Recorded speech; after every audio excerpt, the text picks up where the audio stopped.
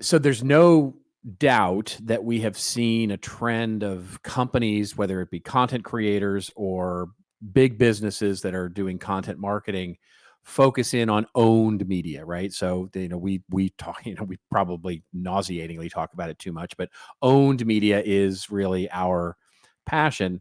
And the interesting thing to me is why, right? What is it we're trying to do with that owned media? And in 2024, what we're seeing more and more is that it's about brand and relationships, right? And here's what I mean by that is that establishing, an engaged audience, and we can talk about measurement, and later on I will talk a little bit more about measurement, but the idea is, that this is right. Inherently, that an engaged audience that wants to hear from you is going to do stuff is going to do stuff you want them to do in higher propensity than someone who isn't, right? It just makes sense, right? If I'm engaged with you in a different kind of relationship, then I'm going to do more things because I trust you, because I'm engaged with you, I like you, etc. So I'm going to be top of mind when I want to buy something. I'm going to stay a little more loyal. I'm going to close the lead a little faster, whatever those things are. It's a good thing. It's a good thing. So, but the problem is that as we've sort of evolved out of social media,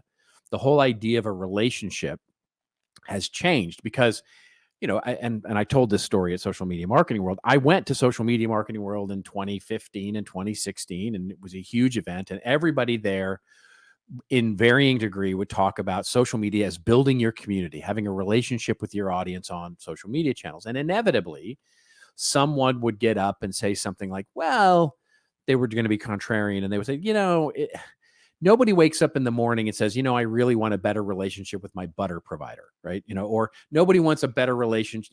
Nobody wakes up and goes, gosh, I wish I had a better brand relationship with the generator that I just bought, right? Nobody does that.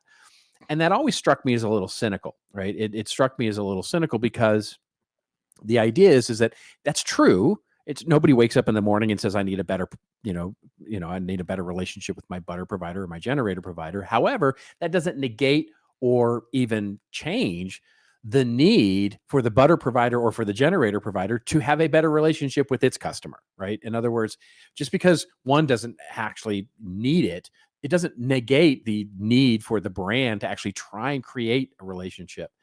And creating that relationship is important. So you start to ask yourself, if you're a brand, well, okay, I need a reason. I need them to want a reason to have a relationship with me that goes beyond my product or service. Because again, buying butter doesn't, there's just not that deep of a relationship. Buying a generator, it's not that deep a relationship. But if I change the nature of that relationship, well, now I have a better shot at it. And the greatest example of that is, and I use this example all the time, and I've even used it on this show before, is Amazon and Amazon Prime, right? So if you look at Amazon Prime Video, it's a horrible business. It's an awful, stinky business, right? They spend they have 2.5 billion in revenue, and they spent 22 billion on content. I don't care how Hollywood math you do there. That's a bad business, right? You would shut that business down, but they don't, because of course what they know is that Amazon Prime, becoming an Amazon Prime member, is a relationship that they value. And if you're an Amazon Prime member, guess what? You spend 2x as much on Amazon on a year-to-year basis. So their best way to create a relationship, because nobody wakes up and says, I need a better relationship with my retailer, right? I need a better relationship with Walmart, and I need a better relationship with Amazon. Nobody wakes up that way. But if you can create a reason separate from them to have a relationship with you, hey, they give me cool content, they give me cool movies, TV series, et cetera, et cetera. Well, you're much more inclined then to become a Prime member, and thus you are much more inclined to spend more. Thus, it becomes a very smart business decision for them to create a reason for you to have a relationship with Amazon that goes beyond free shipping. And that's the key that we need to think about as we start thinking as content creators and as brands.